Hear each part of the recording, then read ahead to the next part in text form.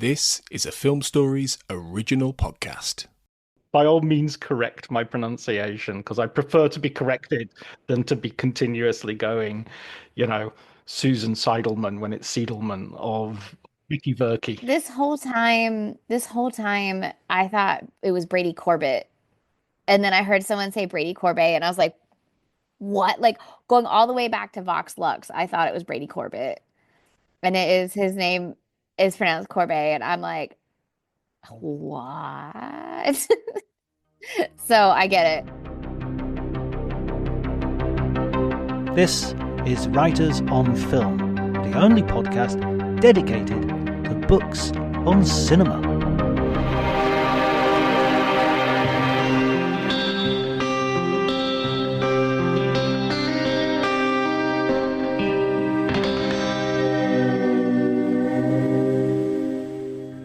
Hello, everybody, and welcome to Writers on Film. My name is John Bleasdale. I'm a writer and film critic, and today I am being joined by a friend and writer, Marya Gates. Hi, Marya. Hi, it's great to be here. Great to have you. I think, where did we first meet? We met in I think Karlovy Vary. Karlovy Vary, yeah. What a wonderful town that is. It was at the after party of that Danish film that was so good. Lovable. That sounds about Yeah. right. Yeah. It's a Yeah. wonderful spa town. Oh, I love Karlovy Vary. It's not just a lovable spa town. It's the best, in my opinion, film festival in terms of the way it treats its critics. It is so nice to critics. They're so welcoming. I really love it. They don't make your life like, they don't put you through like hurdles to get to the movie so that you're like tired and hungry and hangry, and you might be meaner on a movie at a lot of festivals just because you're so tired. And Karlovy Vary is like, we want you in the best mindset so you will love these movies, which I guess is like perfect for the setting of a spa. I saw Love Lies Bleeding, the Kristen Stewart film there, and Oh yeah. Rose Glass. And at the beginning of the film, they said, "Oh, we don't have any of the talent of the film. The director and the actor can't be here, but we've got something better." And they brought on like the national bodybuilding champion, female bodybuilding champion, Oh. and she did a workout for the audience, and everybody on your feet, and they played music, and it was like, That's amazing. it was one of the most phenomenal, and that movie, it's totally fits. I mean, I wish I had been at that screening. Dang. You would never have got an audience in Cannes jumping to their feet and doing that. No.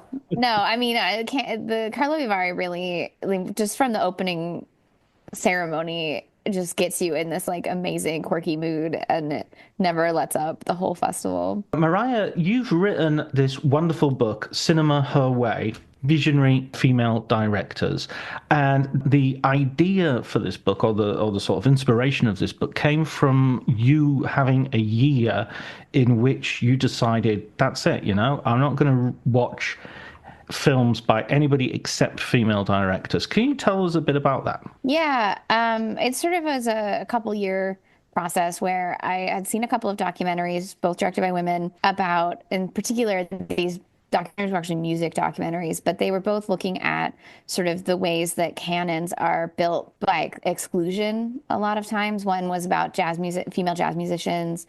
One was about Kathleen Hanna, riot girl, punk singer. And it really made me start thinking about like how I accepted canons at face value, how I accepted the Best Picture at face value, the AFI list at face value, all these things. And I didn't realize or even really contemplate the bias in a lot of these systems, or like just the books I studied I was a lit major, and I, read some books by women, but it was, I think, probably at least 75% books by men. And I never even questioned it, right? Those documentaries made me start questioning it. So the next year I started watching a few more films. I made an effort. I did a thing on my blog called Female Filmmaker Friday, where I wrote about a different woman every Friday, sometimes one film, sometimes several films in their filmography. I discovered the films of Susan Seidelman, who I'd never heard of, and she has this amazing run, 5 amazing films in the 80s.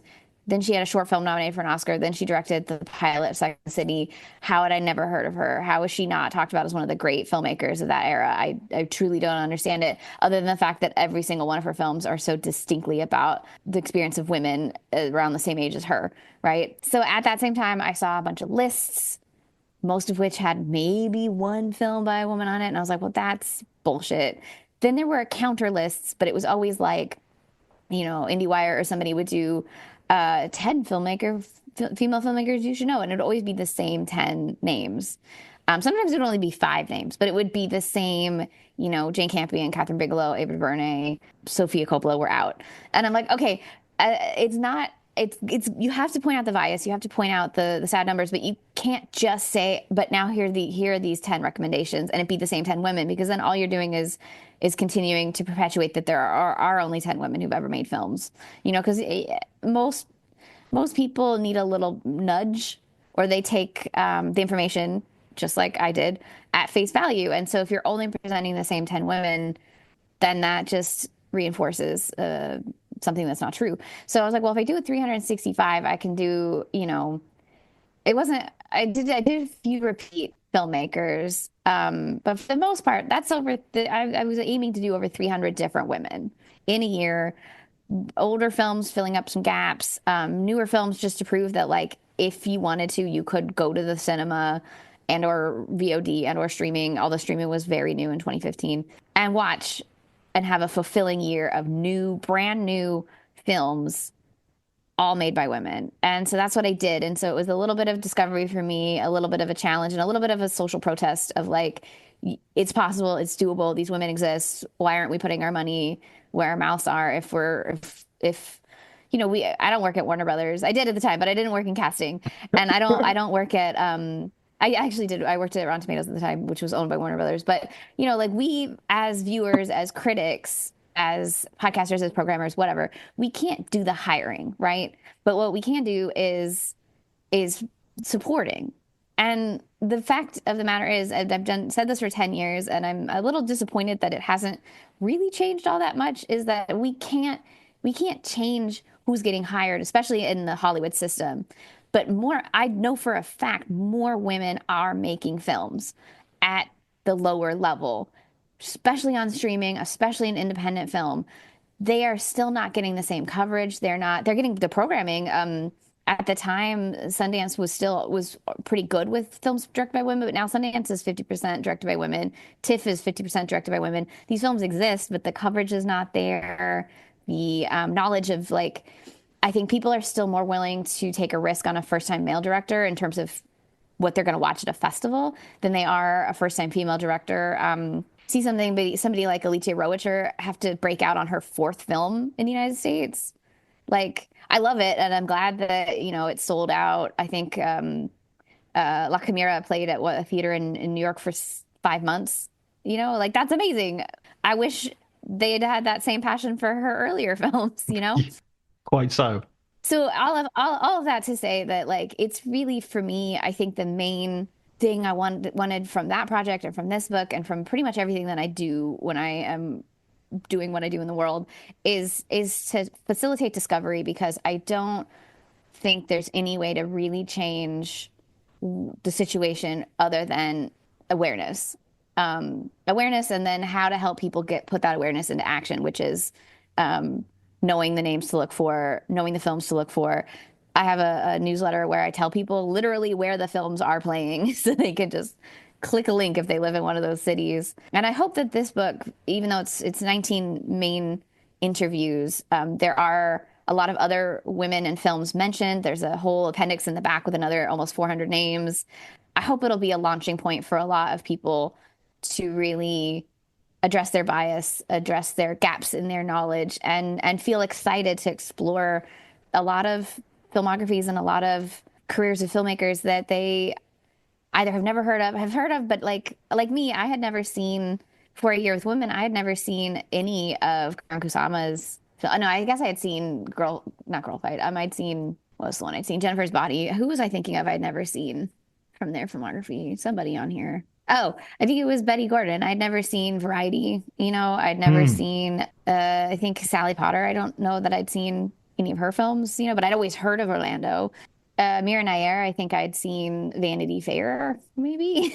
So like, I really dived into her beyond the Reese Witherspoon movie. And it was just really rewarding to fill the gaps I had and to discover, over the last 10 years, I've probably discovered several thousand filmmakers, not all of which I'm going to follow forever, but like quite a few that if their name pops up, I'm like, I'm seeing their next movie. So that's what I want to inspire in people. That's the thing, isn't it? Is there comes a point of where you're elevating and you're embracing and you're shining a light on people. That's actually, I quite rightly say, as writers and podcasters, that's all we can really do is hopefully encourage and make people aware of these. And I loved reading your book because it was a revelation to me, not because I didn't necessarily know these directors, but in some cases I would go, oh wow, they directed that film. It wasn't Yeah. immediately apparent that, oh wow, I actually know much more of this than I do, and I hadn't necessarily put the film in a category of female director, which I think is a sort of constant theme in your book of the directors sort of saying, I mean, they don't all agree, so I don't want to make that mistake, but saying we don't want to be talked about as female directors. We just talk about us as directors. Yeah, and that was the main, when I emailed all of the women that I wanted to speak to, I made it very clear I am not going to put a mic in their face and say, what's it like to be a woman? Because I find that very limiting. I also, like, especially some of the filmmakers who started working in the 70s and 80s, it was really hard to find interviews while I was researching where they were asked about the filmmaking, not about being a woman. And I think that's very condescending. I would never do that. Some of the women did obviously share from a perspective of being a woman in the industry, right? Because that's you can't remove that from the experience, right? But I didn't ask for that because I didn't want to start from that perspective. I wanted to start from, you are a filmmaker, right? Like, I asked every single one of them, when did you know you wanted to become a filmmaker? That's my opening gambit as well. It's super fun because some people kind of know, some people don't know. Gina Prince Bythewood had this amazing like clarity moment when she was in college that she shares, where she absolutely like knew. Others are like, I just liked storytelling and fell into but I find that in reading a lot of interviews with women directors over the last 10 plus years, that's not a question they're asked a lot. Thematics is not a question women are asked a lot. Just the basic nitty gritty of like, how do you go about taking a script and turning it into a visual medium is not really something women are often talked about. So part of the reason I wanted to focus specifically on women in a sense, not because they are different, but because they are not asked these questions, right? But they're also often, I found, not discussed as if they have fully fledged careers. We're just starting to see thematic career retrospectives of like Chantal Akerman and Agnes Varda and some of these others that are very clearly have huge bodies of work, right? You're just starting to see Jane Campion just had her first retrospective in Los Angeles 3 years ago when Power of the Dog came out. That was the first one retrospective of her career ever. It's crazy how many filmmakers who are nowhere near as good as Jane Campion have had retrospectives, programmed. So I wanted to make sure that with these women in particular, I was talking to filmmakers who had, even if they were mid-career, had a full body of work that they could talk about, just to, again, dispel another myth that there aren't women who have full bodies of work, and that there are, I have 19 on here, but my initial list of who I was thinking of talking to for this book was 100 names, all of whom had 3 or more feature films. So I knew I could delve really deep into the beginning, middle, and for some of the women towards the end of their careers. And I don't know that I see that often. I don't know that people think, programmers even think to do like retrospectives. Like, same with Sally Potter. You're just starting to see in the UK, I think, some really wonderful Sally Potter retrospectives. I think the BFI maybe had a whole season with her films a few years ago. And I think that's something people should think about, is why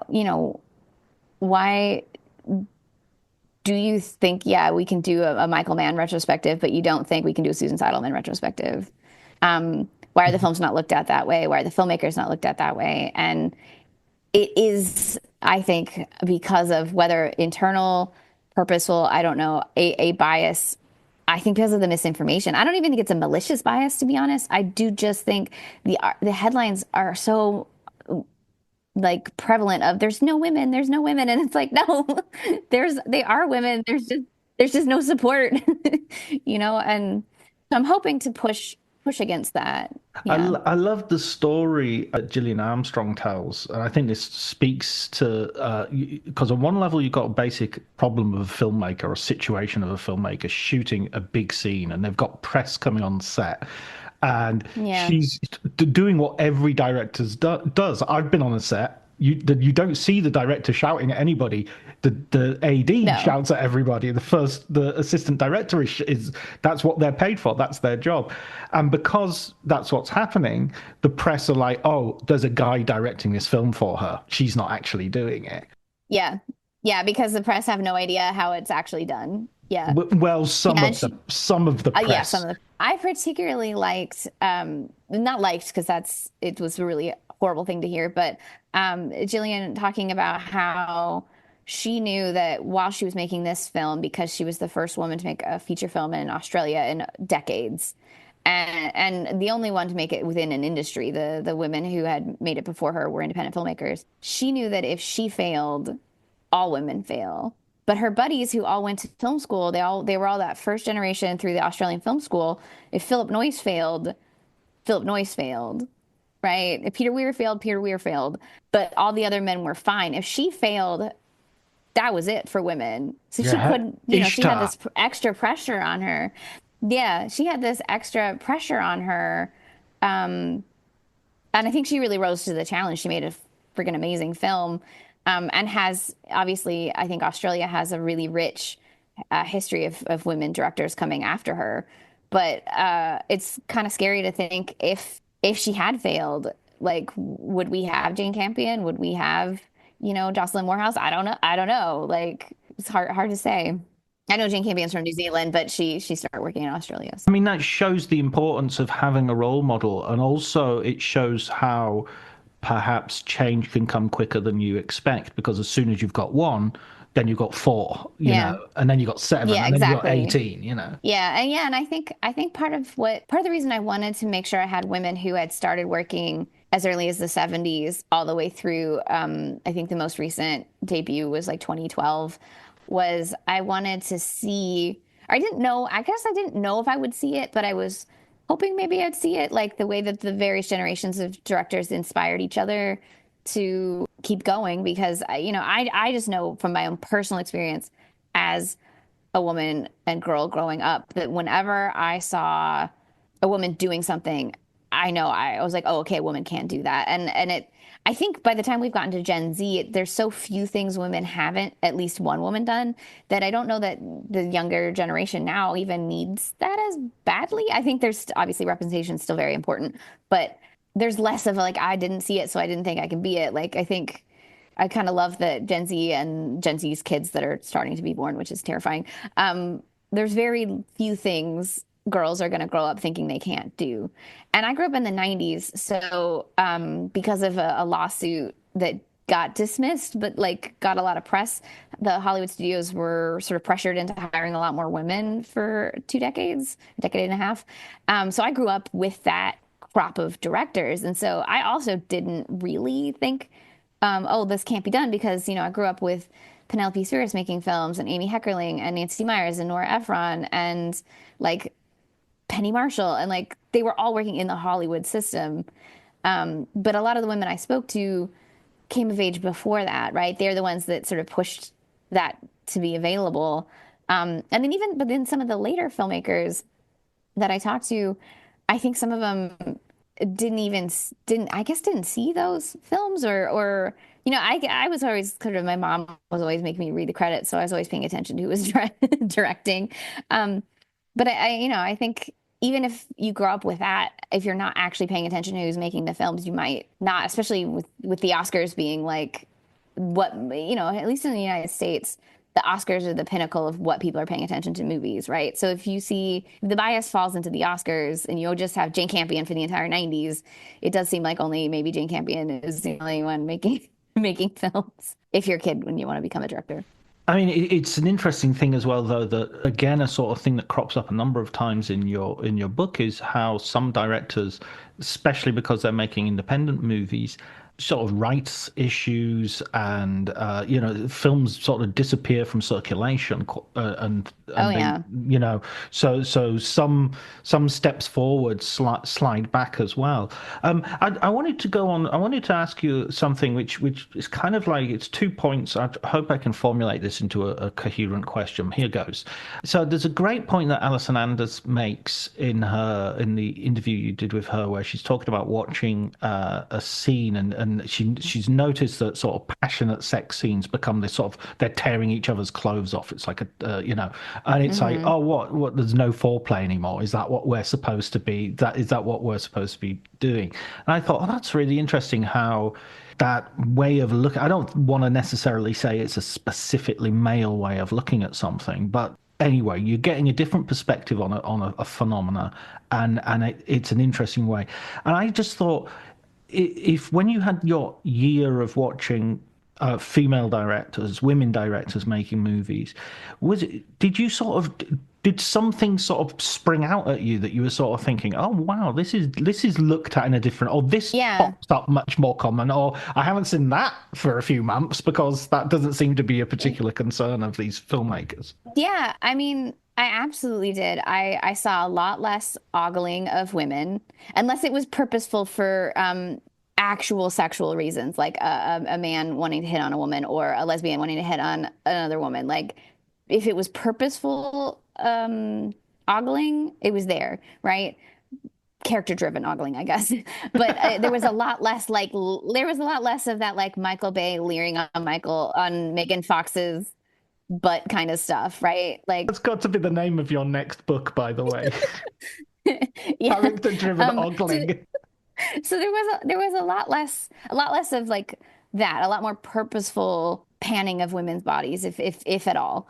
I also really noticed a lot more like contemplative, emotive performances from men. I don't want to get too like gender binary or anything, but I did notice, at least in the films I chose to watch, that there were a lot of more sort of internal stories for the male characters in some of the films I watched. I'm thinking of like Susan Bier's After the Wedding with Mads Mikkelsen. It's not. I mean, he's always kind of a really contemplative kind of director, but I feel like the way she used close-ups on him wasn't something I had really seen in terms of crafting a male performance before. And she wouldn't just do close-ups of like his face too. It would be, because he's a dancer, he's such a sort of making for like his whole body is the performance, no matter what kind of performance he's doing. And she would do these like close-ups of his hand and like the emotions in his hand. And it was just such a sensitive way of capturing that character's journey. And I felt like I had not seen very many male performances filmed that way, that were really patient and I think more honest to just how people are and more vulnerable. Whereas, especially in Hollywood, you get a lot of like gruff men shooting things, and then they're like, if they have a sad moment, they're just like their heads between their legs or something, like, but their gun is still on their hip or whatever. I'm thinking of like John Wick. I don't know. Like there's certain ways within Hollywood filmmaking to show this is a tough but sensitive man, and that's not what I saw. I saw actual sensitivity. I felt like the other thing that is numerical, so I felt it, but it's also like empirically true, is that women tend to cast more women in their films, whether it's because they've written more women characters or they're just more cognizant of the fact that when you go through the world, you're seeing about 50% women. And so you just in the background in minor characters, you see a lot more women. You also tend to see in films by women that are about women, you tend to actually see complex female friendships. There are some male directors who have managed to do that over the years. Obviously, Pedro Almodovar is one of the great contemporary filmmakers about women and women's friendships, but it's still less often. Whereas with films by women, you see Like one of my favorite films I saw during A Year with Women was Crossing Delancey. And what I particularly love about that film, obviously I did not talk to Jo Micklin Silver because she's dead, but if she had been alive, she would have been in this book. But that character, that script, which was written by Susan Sandler, the Izzy character, she has so many different relationships in that. She has the two men, obviously, but she has one friend group that never meets the other friend group. She has the bubby, she has her work friends. Like she has all these different friend groups, many of which don't meet each other, but meet her because she's the sort of center. I can't think of another very few in any of the films I've ever seen where you actually see a woman's life so fully fleshed out that she has like her four friend groups that never meet, and it doesn't feel like choppy or chapters or anything. It's just that's just her life, and you're like watching her life. And I do think that is something you get a little more care of when a woman is at the helm because she's thinking about her own way of going through life, you know. I think Susan Seidelman also does that really, really well. Her films tend to have, you know, anywhere from 5 to 25 women on screen going through whatever it is they're going through. Most people will know her from Desperately Seeking Susan, although, as you say, she's done a whole bunch of films around that period, especially that was just a sort of, you know, a real miracle period. Yeah, and she had a lot of trouble getting some of those later films made. Like Desperately Seeking Susan was a struggle because it was her first major Hollywood film, but after it was a big success and obviously was part of the formula that made Madonna the big superstar that she is, those next three films she struggled to get made because she quote unquote was focusing too much on women.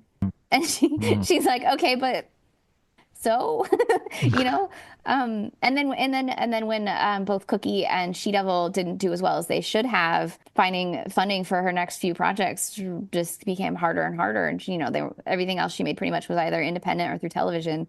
But I like that she continued to make that she didn't care. She just continued to make films about women her age, whatever age she was, and she just kept doing it on whatever budget she could get. I really respect that. Because it's funny, you say in the introduction to the book, you're talking about how, I think it's in the introduction, might be in one of your questions, but it reminded me, I was talking to Janine Basinger a while ago, and she was saying how, you know, you had this period in Hollywood where all the stars were women, that people were going to see Joan Crawford, they were going to see exactly. Betty Davis, and it was, you know, and it was mainly because, you know, the audience was hugely motivated with women. You know, there were women who were going to go and see all these films, so they had their dollars were dictating what was going up on the screen, even if maybe the men, well, the vast majority of the people behind the camera were men. And you were sort of saying that, this is the bit in the introduction that you say, you know, you've got to get the boyfriend along to see the film, so it can't be too. Oh, I think that's in one of the questions. It's maybe one of the questions. Yes, I think so. I remember it being your voice rather than one of your subjects. And I just wondered where and how that sort of changed. That why are we not dragging the boys to seeing? Yeah, know? I think in the United States it tracks to unfortunately, like when the production code fell and the Hollywood star system fell, there was a big reorientation of what it was to make a Hollywood film, right? And I think what kind of the baby that got thrown out with the bathwater was like Hollywood knew you had your female stars, you had your male stars, right? And they kind of threw everything out. And there's like two quotes. I can't remember who said either quote, but one of the quote was that Hollywood basically started making films for teenage boys. And unfortunately, as you can probably see from the kind of Hollywood-backed films now, we haven't really stopped making films mostly for teenage boys. But the teenage boys are just now 50. And then there's a great quote from one of the actresses who was coming of age at that era. And I can't for life of me remember if it was Jane Fonda or if it was Shirley MacLaine, but it was one of them very vocal, like feminist actresses from the late 60s, early 70s, who was on a talk show, and she basically said With women's liberation, women got out of the kitchen, and for a while they had complex films, but then they ended up once the production code fell, they ended up in the bedroom, and we've not been able to get back out of the bedroom.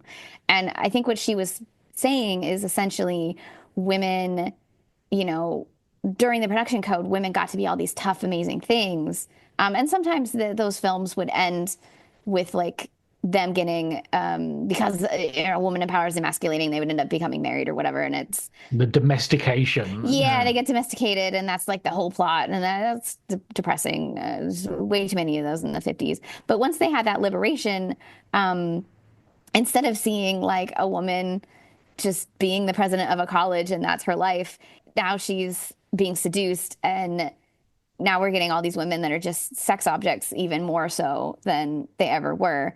I mean, there's a great line in Girlfriends, which is from not Girlfriends, An Unmarried Woman, which is Paul Mazursky, who is a man, but he made one of the great films about women, where all the women are together on the bed with Jill Clayburgh, and they're talking about like, where are all the female stars? Like, there was just that shift. And I think it was really the youth market coming in and taking over did not help. It helped to make a lot of money.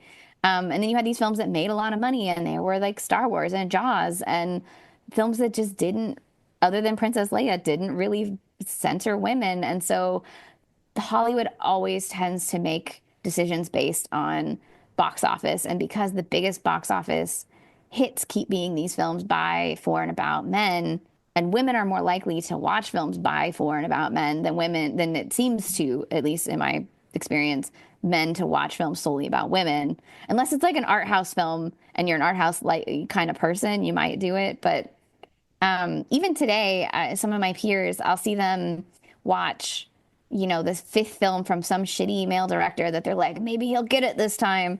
And then I'll be like, okay, what about this woman who's made 5 good films? Do you know any of her films? And they're like, and I'm like, why are you wasting your time watching a mediocre man fail over and over when you have all these women you could be watching? Like, I don't understand that. But I think it's just people get in habits. Hollywood has told us this is the habits we should be in. It's very powerful. To grow up watching a certain kind of movie and then not even think to get outside that.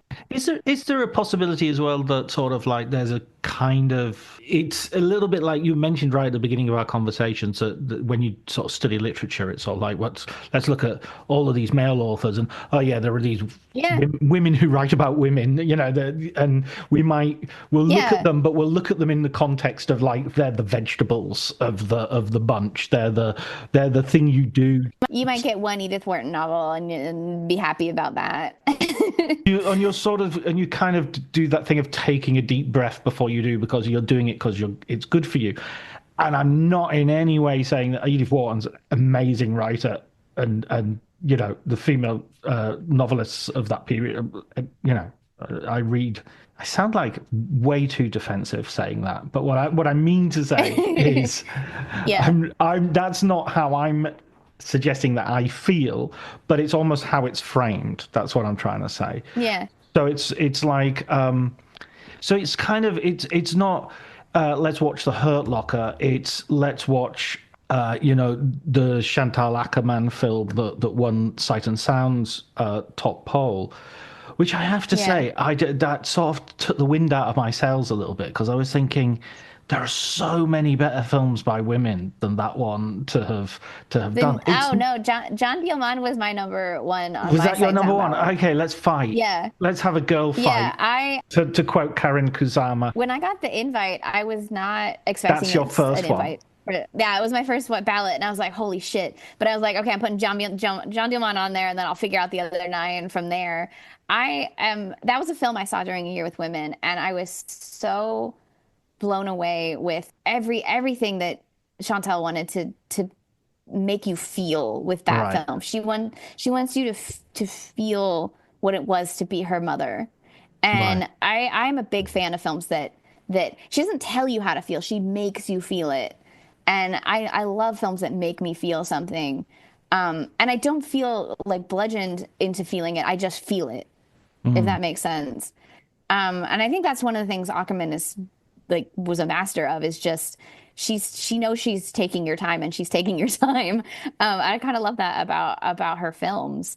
But I've seen that film now on the big screen several times, and I just think it is so transfixing and so I don't know how she crafted something so rigid yet fluid at 25. Like her mastery of how to use cinema is just beyond. What is it that you don't, like about it? I'm not going to say anything bad about it. And let me caveat this, first of all, by saying the idea of a best film ever is utterly ridiculous. It's bullshit. Yeah, it's bullshit. So everybody's Yeah. making a decision based on sort of what I would like to see, or what how I would like to be seen, as well as what I think you should see.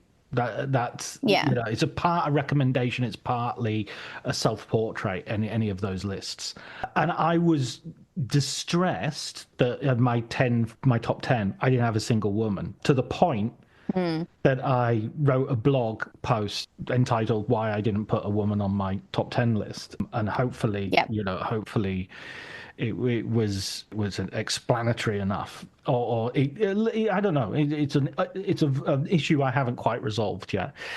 When it came to Chantal's Jean Delmain, is that a correct pronunciation? Is Jean Delman. Jean Delman, thank you. There you go. That's closer. That's closer. We're not going to do the whole title. Yeah, French. Yeah, you don't have to do it.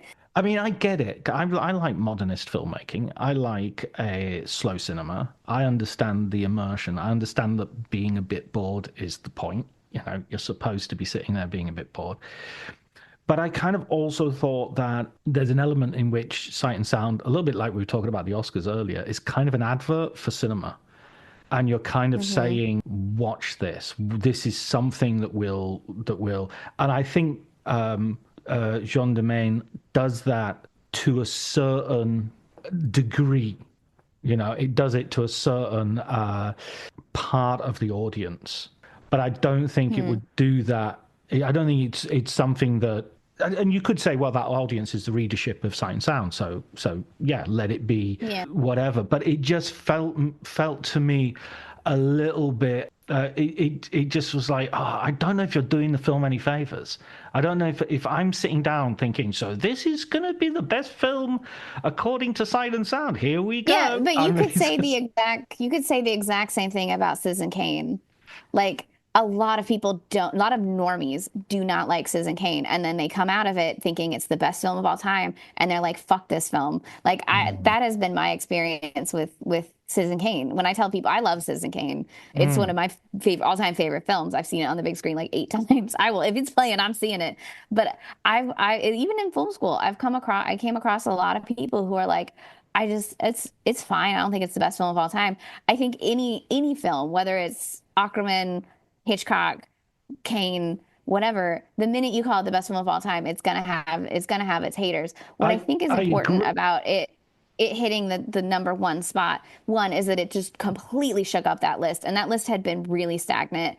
And I think the only way to change how people think about what the possibility of film as a medium is to shake it up that badly. And I think honestly, I wish that list had gotten shooken up a little bit more, because there was still some gaps in terms of what I think cinema is that are still not on the 100 list, right? But the other thing is, I don't think it was as shocking that Jean Diamant got as high on there as it was. It was the only film directed by women that was on the 2012 list, and it was low because it hadn't been available. It hadn't been commercially available for decades. And by the time the 2012 list came out, it had only been on home video for a very short while.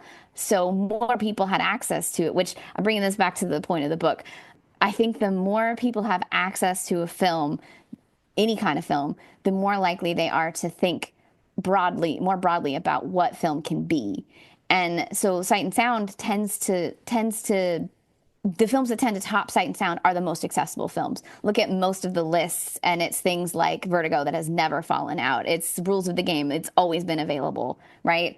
You started to see a little bit of recency bias with like Portrait of a Lady on Fire, but you also started to see films that are older but have finally had an ability for more audiences to see them. So I don't think that John Dielman was just, oh, I need to have a woman and a bunch of people put it on there. I think it was truly a reflection, partly that, but I think it was truly a reflection of what access to cinema can do.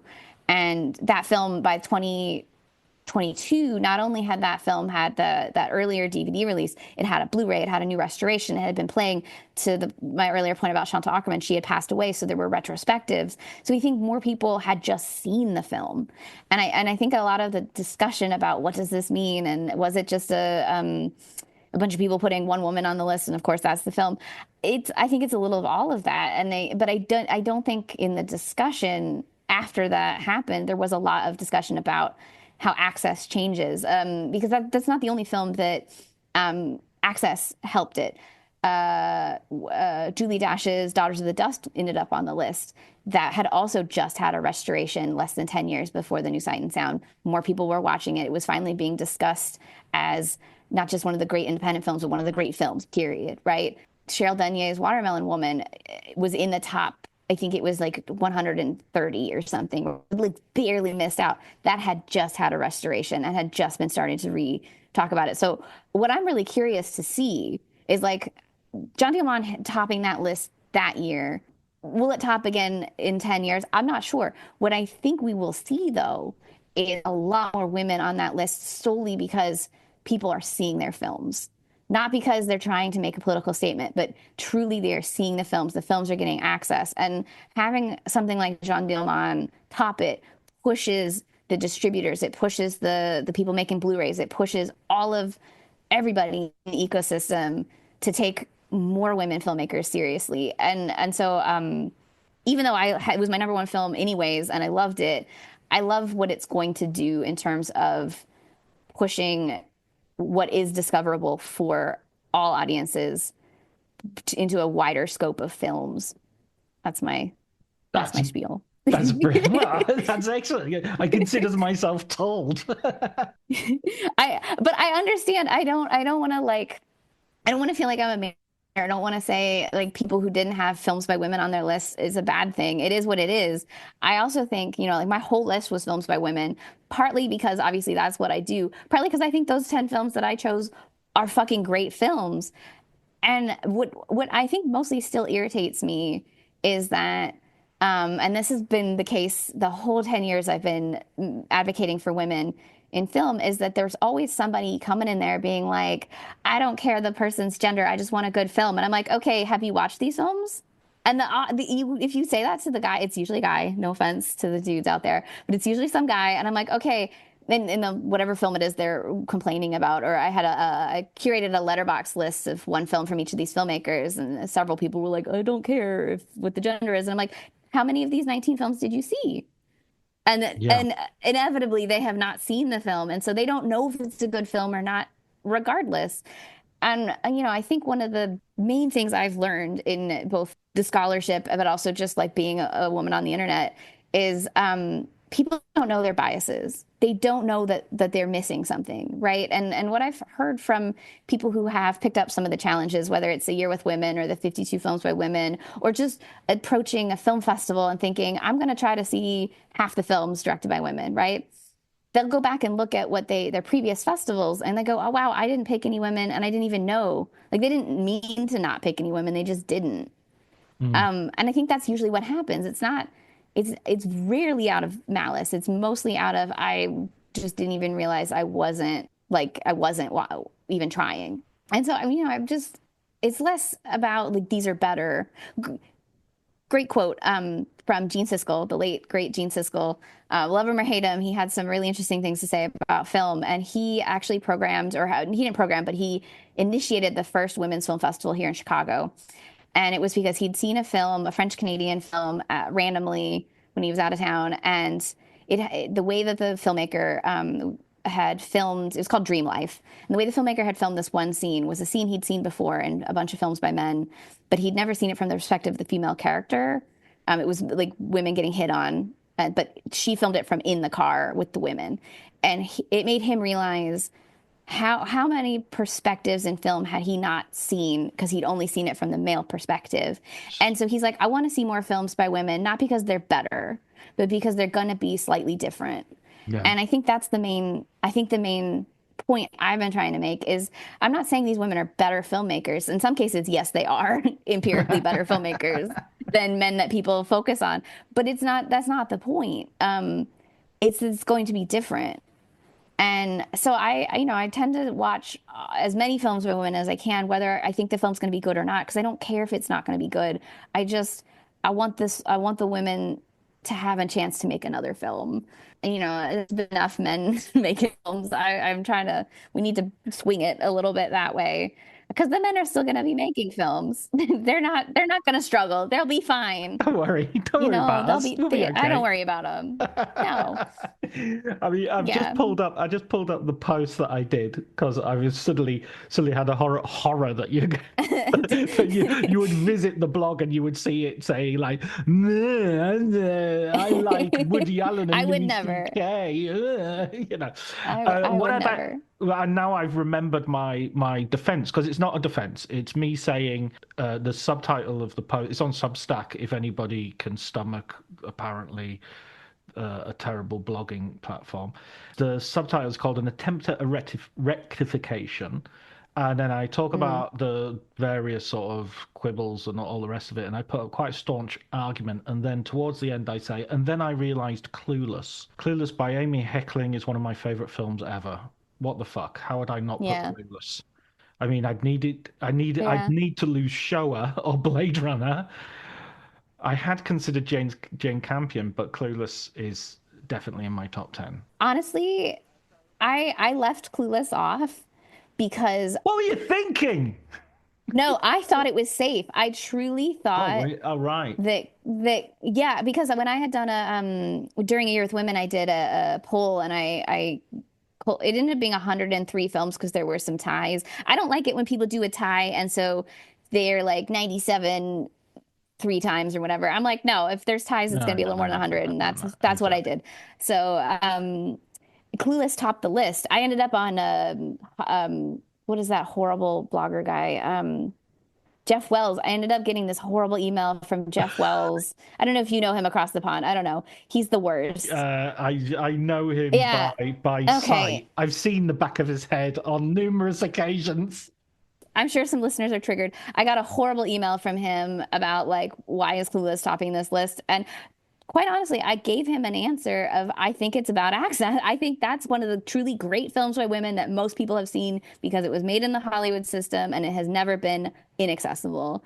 And that's why it topped the list. It's great and it's accessible. That goes back to the John Diamond of it all. But I thought Clueless, I truly didn't think Clueless needed my help to make the Sight and Sound list. And so I swapped in, I think, probably Hester Street instead, because I felt like Hester Street, no one was going to have it. Turned out I was the only one that I think that had Hester Street. So, but I thought Clueless, we both messed up. What I'm hearing in this conversation is we both fucked up. So 2032 Clueless, it needs to be on there. Also, it needs to be number 1, frankly. Comedy tends to not make it on these kind of lists, which is also bullshit. And I think Clueless is truly one of the great films. I showed it to my mom a couple of years ago. She'd never seen it. And the first, 15, 20 minutes, she's like, I don't know. By the end of the movie, she's like, I think that's the finest comedic performance I've seen on film since Marilyn Monroe and Some Like It Hot. And I'm like, thank you. I'm going to send that to Alicia. Like, I don't know Alicia Silverstone, but if she's listening, my mom's opinion. Big fan. First time caller, long time fan. It's so good, and it's endlessly rewatchable. I fucking love Clueless.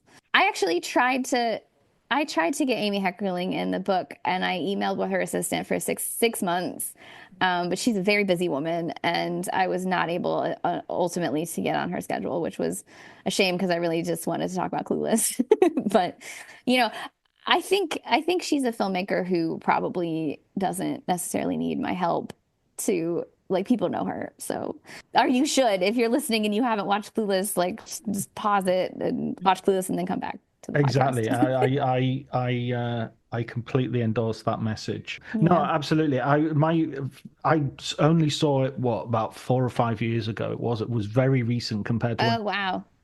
And it was my daughters said had watched it, and they said you've got to watch this, and we watched it. It's like maybe 2 or 3 years ago, actually. 4 or 5 sounds a lot.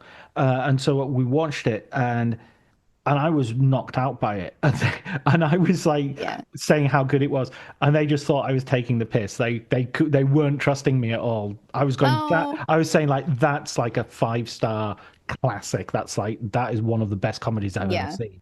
And they were like, "All right, you didn't like it. Next time you can choose." And it was like, "No, honestly, honestly, I'm not kidding you. I'm not kidding you." Bottoms as well is another great comedy, which is Oh, I love Bottoms. I think that should be number 2 on the Sight and Sound list now. I got to interview Emma Siegelman for Shiva Baby before it broke out, before it was like a Mm. big cult hit. She was one of the first filmmakers I interviewed when I shifted to being a full-time writer again. And she's so smart and funny. I will watch any. She's on that list. Like if people don't already have her on their list of filmmakers that they'll watch everything she's made, they're already making a mistake because you're already 2 films behind. But it's not too late. Watch Shiva Baby, watch Bottoms, then you'll be ready for her third film. Yeah, absolutely. I co-sign. Get on the bottom floor. Mariah,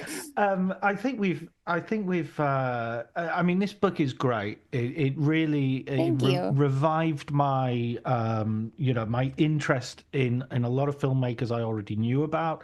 It gave me some names of filmmakers that I had maybe seen one film, or I'd heard of them more than seen, and then that made me adjust my letterboxed watch list accordingly. You love to hear it. It was full of great conversations. I love the fact that you call it, you have these series of conversations, a real back and forth, and it brings these Yeah, filmmakers to life. I really wanted to have. Most women, I had two questions. I asked them the same question, which was when did you want to realize you want to become a filmmaker? And are there any women that either inspire you or that you want other people to see, right? But everything in the middle was bespoke per filmmaker based on, the research, but also just my own observations. So in a way, it is their stories, but it is also, I'm not going to lie, a bit my own criticism in terms of what I think is interesting about them as filmmakers and trying to pull out their own perspectives on my critiques, I guess. So that was actually my biggest, I really appreciate that compliment because my biggest fear was that people were going to read it and be like, who is this idiot? No, no, not at all. Like, because that's always with interviews. There's obviously there's 2 ways to do them. You have the rote questions, which I find are the most boring interviews, or you have real conversations. And I love to have real conversations. So I was hoping that is entertaining for other people because, Yeah. if I'm going to spend 4 years on a book, I want to really enjoy myself in the process. I mean, as you know, you've written a book. I both enjoyed it and hated exactly what Allison said actually about filmmaking. I had the best time of my life making this book, and I had the absolute most anxiety I've ever had in my entire life. A lot of antacids went into the making of this book. Well, I think one thing it does is it also gives a really clear through line to the book. Lots of people will maybe read the book as dip in and read their favorite interviews and then come back after they'd watch a film and read more of the interviews. But I've read it cover to cover, and the thing that you get is, because your personality is there in your questions and your conversation, is you do get sort of a through line. You do get a feeling that you're meeting these people consistently, rather than every interview is either overly robotic or changes too much with the different personality of the filmmaker. You've always got that thread to sort of hold on to. So I really loved it. I appreciate that. I'm going to stop gushing about you now for a second and allow you to gush about somebody else, because time has come for your recommended film book. Yeah. I wanted to do 2 real quick because one, you mentioned Ginny Basinger, and I just wanted to shout out her book, Silent Stars, because my other favorite love is silent film. And if I was could do any book I wanted, it would basically be my own version of Silent Stars. But I feel like Janine is so well respected a scholar that she was able to make that book. I don't know that I can convince a publisher to let me write my own version of Silent Stars with like the like really obscure silent people that I love. So I think that book is precious, and I love that she loves John Gilbert. It's some of the best writing ever about John Gilbert, the great John Gilbert. But the book I really wanted to shout out is a brand new book. It just came out a couple days ago. It's called Love Queenie, and it's the first full-length biography of Merle Oberon in, I think, 50 years. It's by an author named Mayuk Sen, and it's looking at her legacy as a South Asian actress who passed as white. And what that means in terms of how we think about film history. Like she's continually, she was the first South Asian actress nominated for Best Actress. But when Michelle Yeoh was nominated, a lot of headlines said it was her because they didn't count Merle Oberon either because they didn't know, or the fact that she was, passing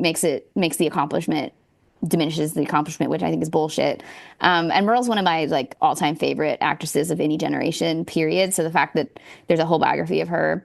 And originally my book was supposed to come out on March 4th. And so Mayuk and I were supposed to be pub twins. And then my book got pulled back. It got delivered to the warehouse early. And so they released it a week early. So we're no longer pub twins, but we're spiritually pub twins. And so I want to shout out his book. I can't wait to read it. I hope he gets to get we get more of these Merle Oberon movies back into the public consciousness, because she's such an interesting film actress and screen presence, and I just love the idea of really delving deep into like why someone like her had to pass both in the British film industry and the American film industry, why she couldn't just be mixed race South Asian actress. She's so talented, she's so beautiful, but racism, and shame and all of those things just prevail. So, but no longer, Oh yeah, no, it's all done. It's all cured now, apparently. Yeah, we're all good now. Everything's fine. Nothing to see here. Nothing to see. Yeah. Yeah, it reminds me a little bit. I mean, it's totally different as well, but also a little bit the same. What happened to Rita Hayworth when she got to Hollywood, and they, completely changed her appearance and name and everything, and they had to completely make her look as white as possible. It's awful. Yeah, exactly. And I mean, both of these women are so beautiful and so talented, and it's like that like white supremacy just really is a powerful thing, I guess. And it goes with what you were saying earlier about Gene Siskel and what he said. It's not only it's about I as a man want to see. I mean, that's why I go to the cinema. I want to see things from points of view which are not my own. I don't want to be reinforced. I don't want to see John Wick because I have that. I have enough male rage. I don't need any more. Thank you very much. To tie Merle Oberon back to women directors, she made one of the last films with Dorothy Arzner. It's called First Comes Courage. It's a war film. She's fantastic in it. Dorothy Arzner, another filmmaker who a handful of her films are available, but the ones that are restored don't always make it onto like DVD, Blu-ray streaming, and so we should have a petition to get more of them out there, because she's a great filmmaker, and she worked with all these amazing actresses. She worked with Merle, she worked with Joan Crawford, she worked with Sylvia Sidney, like you name it. Great filmmaker. Absolutely. Listen, Mariah, Cinema Her Way is available now from everywhere you get good books. I'll put a link in the show notes. And it is in the UK. I have seen pictures of it at the BFI. I've seen pictures of it in Wales, and I've seen pictures of it in Birmingham. My friend lives in Birmingham. She sent me a picture. So Excellent. If you're listening in the UK, it is available. If it's not at your bookstore, demand it. They'll stock it. Absolutely. I have lots of listeners in the UK. Majority of my listeners are actually in America. Would you? Really? Oh, wow. Yeah. And I live in Italy. I've never been in. Oh, in Italy. Well, Rizzoli is an Italian. Rizzoli is an Italian. I forgot that you live in Italy. Rizzoli is an Italian publisher, so I think it's also available in Italy. Oh, well, there you go. Absolutely. Yeah, I would hope. I totally brilliant. Forgot that you're based in Italy. No, it's okay. It's fine. It's fine. I'll forgive you. The continent. I've Brexited, so I mean, the way it's going here, we might have to exit it soon too. So this is the thing is it's going to be everybody wants to just get out of their own country somehow. So it's and then where are we going to end up? It's hard to say. Yeah, Canada probably. Yeah. We could all go to Greenland and just stay there. Fantastic. Unless that becomes part of the United States. You know, Oh man, don't. Sorry, too soon. No, it's actually anticipating it. It's not even happened yet, and we're already saying Yeah. it.